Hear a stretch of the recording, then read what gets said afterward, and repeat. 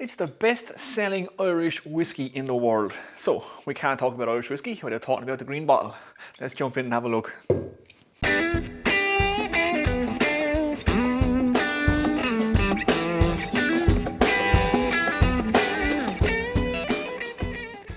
What's happening, guys? Welcome to the Whiskey Shed. My name is John McGrath and this is my shed where I drink whiskey. Now, I'm not an expert, I'm not a sommelier, I'm just an Irishman in his shed drinking whiskey and sharing the experience with you guys. Now, today I have a bottle of Jameson, the one and only green bottle, the biggest selling whiskey, or the biggest selling Irish whiskey in the world. And you can't talk about Irish whiskey without talking about a bottle of Jameson. Now, like I say, this stuff is sold all over the world in 130 countries. It's Ireland's biggest selling whiskey. They sold 8 million cases of this stuff in 2019, I believe, and it's only outsold by Jim Beam, which is number 2, and Jack Daniels, which is number 1, according to my research.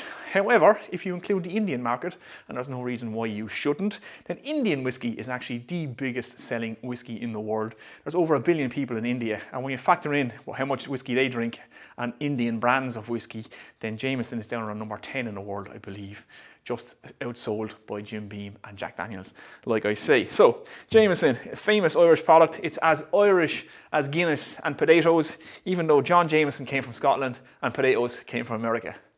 Okay, so before we jump in and nose and taste the whiskey, I always like to give a little bit of history, a few fun facts and a few stories about the whiskey itself. Now, I've already covered the history of Jameson whiskey in my Jameson Black Barrel review, but it's worth going over again, so I'll skim over it again because to put Jameson whiskey in the context of Irish whiskey is very, very important. So, it was founded by John Jameson, a Scotsman. We'll forgive him that because the Scots are alright once you get to know them, they're kind of Irish anyway. 1780 in Dublin, so he set up the distillery in Bow Street in Dublin. By the turn of the 19th century, he was one of the biggest producers of whiskey in the world. It was number 2 in the world. I think number 1 were Powers, if I'm not too mistaken. So Irish whiskey was the biggest selling whiskey in the world. They were producing 1 million gallons of whiskey at the Bow Street facility a year. And Irish whiskey at the time was a premium product. So it was on the shelves alongside champagne and cognac. Pure pot still Irish whiskey was drank by the rich and famous all over the world. And Dublin City was the centre of world whiskey in the 1800s. Another little fun fact, John Jameson is the great-grandfather of Marconi. So Marconi, the famous Italian inventor, his mother was Annie Jameson. She was the granddaughter of John Jameson, and he and Marconi famously invented the wireless telegraph. So there you go, another little fun fact for you. Now, Jameson didn't actually bottle their own whiskey until 1968. So this green bottle that we all know and love today with the cream label appeared first in 1968. So like most Irish distillers, they produce distillates for merchants and bonders. So all the pubs around the country in Ireland and around the world and places like that, they would bottle their own whiskey. It would have Jameson on the label and then you would have bottled by on the bottle. So I have a couple of little pictures of a local pub in my hometown of Waterford. You'll see some of the old bottles. I'll roll them in there now. That's what you would have seen all over the country. You would think that these bottles have been around forever.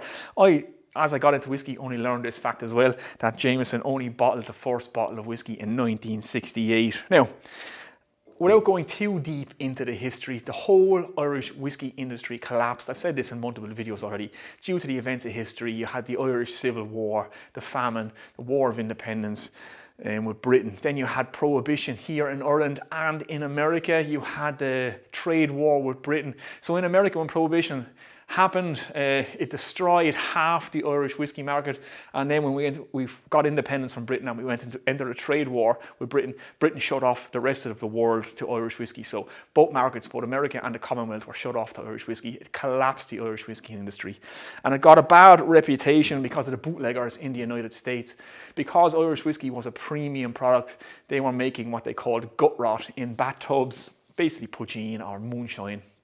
And they were marking the barrels Irish whiskey so they could get more money for it because, like I say, at the time of Prohibition, Irish whiskey was a premium product. That destroyed the reputation of Irish whiskey. Scotch whiskey took over, and then Irish whiskey kind of had to break down that bad reputation in America.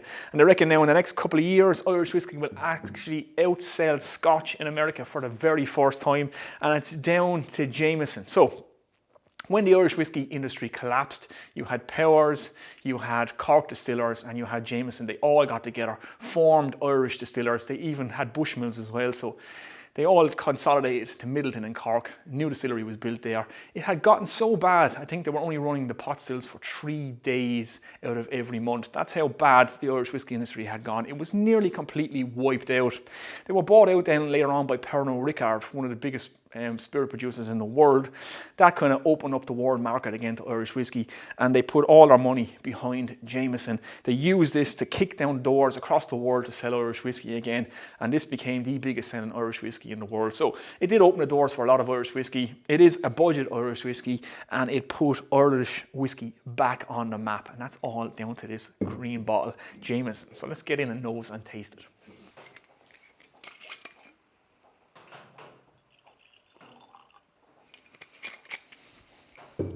Right, let's jump in and nose and taste the whiskey. So, Jameson, I think everybody knows it. Irish triple distilled whiskey, 40% volume, 80 proof, chill filtered.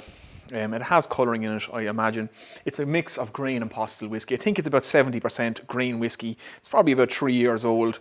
Again, it's a budget Irish whiskey. You can pick this up for €20 when it's on sale, $20 in the United States. For that kind of price, it's getting to like nearly a bottle of wine price. You can see why this is one of the biggest sellers in the world. And on the nose, straight away you realise or you recognise that quintessential Irish whiskiness. It has that kind of bacon spice and cake kind of feel, that fruit cake, that Christmas cakeness to it, albeit very, very mild. The nose is not very strong. It has that kind of butter, kind of biscuit kind of quality to it, almost like a shortbread. So yeah, it's hard to pick too many things out of it. You do get that. You do recognise it's an Irish whiskey straight away. It also has a slight kind of metallic note to it that you pick up. Again, that's just from a young grain whiskey, I believe. Again, take all this with a pinch of salt. But that's what I'm getting from it anyway. And on the palate,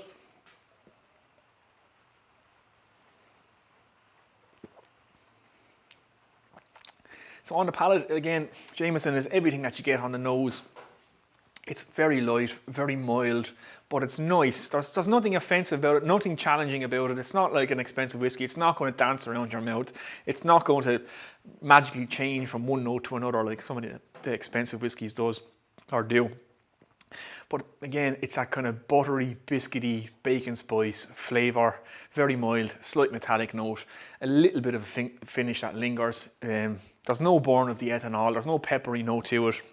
It's just really nice. It's just very mild, nice, budget whiskey that's not very offensive. There's not much more you can say about it. It's not going to blow your socks off.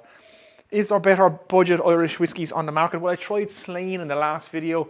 Slane is very good for the price that it is. That comes in around €30. This generally sells for in around €25 here in Ireland. I picked this one up on sale for €20, which is a great price. And I would take Slane over Jameson.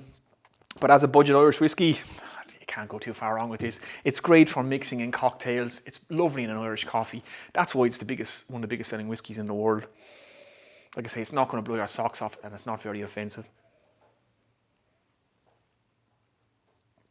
It's just butter, biscuit, mild. It has some of that pot still quality where it kind of coats your whole mouth. You immediately know you're drinking an Irish whiskey, albeit a budget Irish whiskey. So we leave it on its side, see what happens. I'm not expecting it to do too much.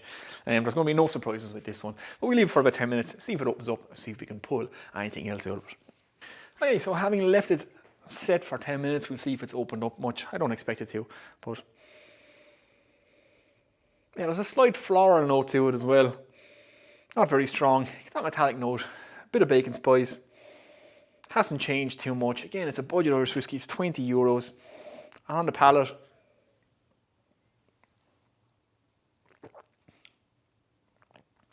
yeah, it's the same thing. It's Jameson whiskey. You know this stuff. I bet you every single one of you have had Jameson at one stage. Has a real soft spot for me, Jameson. Like I say, it's one of those recognisable Irish products. It's as Irish as Guinness and potatoes. Jameson whiskey kicked down the door of Irish whiskey around the world and got us back to one of the biggest selling whiskies in the world. Now there's 36 distilleries in Ireland, and it put a lot of work into getting Irish whiskey back on the map, a lot of work at getting Irish whiskey's reputation back after Prohibition in the United States. And Jameson, and Irish distillers were at the forefront of that push. And in my life particularly, my grandfather drank it. You know, my mother used it when she was baking, especially the Christmas cakes and the Christmas pudding. There would be a drop of Jameson always went into them. And yeah, and then when you start drinking, when you get older yourself, Jameson was something you would have at the end of the night when you couldn't fit any more points in you. Now, don't do that. Drink responsibly. Don't take a leaf out of my book. I often drank too much, as we all do from time to time. But yeah, like I say, Jameson has a soft spot for me. Again, it's just a nice budget Irish whiskey. Do I recommend it? Absolutely. Keep a bottle of Jameson on your shelf. It's nice to break out and share with friends when you don't want to give the moochers all your nice whiskey when they come around to your house and say, what whiskey have you got today? Yeah, I've Jameson. Have some of that. So there you go.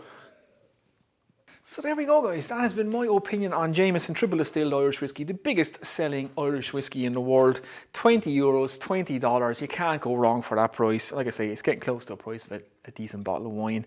And as whiskies go, or budget whiskey goes, it's one of the best out there. I mean, most people love it. Most people will drink it in cocktails. It's great for making Christmas cake, Christmas puddings, and sticking in your Irish coffee. So there we go, guys. And this green bottle has become as Irish as the green fields themselves, even though it was started by a Scotsman. So let's propose a toast as we always do. I'll just get a little bit of Jameson in the glass. So, may the road always rise to meet you. May the wind be always at your back. May the sun be always upon your face. Until we meet again, sláinte your maw. I'll see you in the next one, guys. Take it easy.